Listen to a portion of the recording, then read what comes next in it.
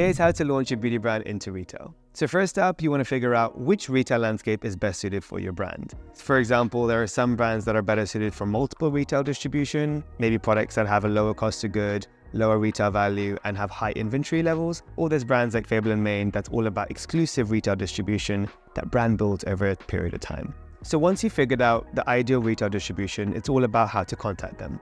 So there are multiple different ways you can do this. The first is finding them online and just directly DMing or contacting them, preferably on LinkedIn. This is what we did at Fable Mane. We found the buyer, the hair buyer specifically, on LinkedIn. We sent them a message, a very short, succinct message, basically outlining what our proposal was. We kind of put ourselves in her shoe and was thinking, okay, let's get to the point, send them a little overview, and maybe ask for a follow-up if the brand was of interest. And little did you know, she responded, loved the concept, asked us to go to San Francisco to meet them, and the rest was history. But if you don't get any responses, you could always go down the other route, which is asking friends to connect you or founder friends. And an email introduction goes a long way because it's coming from a trusted source and it's a direct way into that person's inbox. There are also other routes, like in certain retailer landscapes, you could go into store and ask for maybe a head office contact or a buyer contact. And obviously the bigger the store, the harder it is. But usually in small specialty retailers, that can go a long way. But the other route, which not many people think about, is going to beauty talks or conventions. They host the retailers, some of the VPs or merchants come, speak at these conferences, and you can often try to catch them after they spoke or in the audience. You don't want to surround them and kind of make them feel uncomfortable, but you want to maybe give them something to say, hey, here's a concept, here's my sample. If you're interested, my email's in there, let me know, no pressure if not. That might work, it might not. But it's a very effective way because you have that in-person connection, which is very invaluable.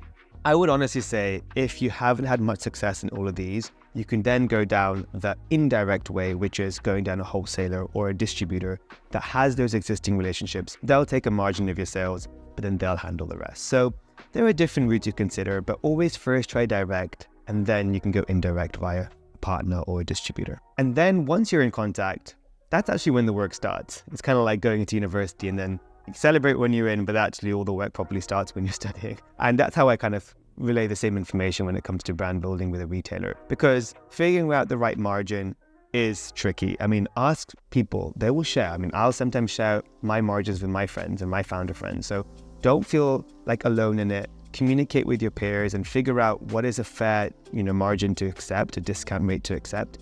Second, you want to then consider what is the best timelines, because these things take time.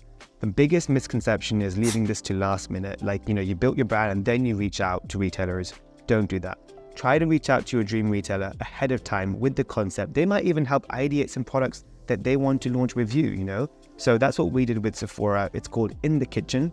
And it's actually a term they do with brands when they work with you, literally in the kitchen, and develop a brand well in advance. Now, they don't own any of the brand. They don't have a percentage stake, but they just believe in it. They want to make it win for both parties, and you're getting invaluable sort of consulting and data that can help build a winning brand tomorrow. You also want to consider that once the timelines are set in, once the distribution strategy and the vendor agreement is signed, then how to build a winning strategy of launch. This is your trade marketing calendar.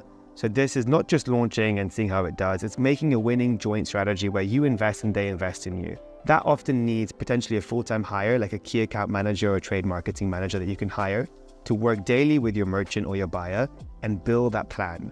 So all of these things you have to consider, that the hard work actually is not getting into retail, it's succeeding in retail. So there you have it. The rest is all up to you now. Curious to know if anyone else has launched in retail, what are their stories and maybe something that I haven't shared. Let me know in the comments so the community can see. And as always, I'll be posting more content like this, so be sure to subscribe and see you at the next video.